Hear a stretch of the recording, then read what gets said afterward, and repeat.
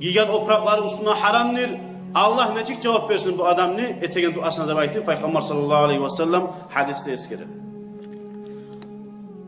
Bari biz de bile biz ashabalar etken dualarını ashabalara da cevap bergen Allahu Teala. Peygamberlerin dualarına cevap bergen. Nege tugul şolar şonca da taza yürüy bulgan. Dinin şonca da gertukuya tutkan bulgan etegen amalların Allah billahi için halis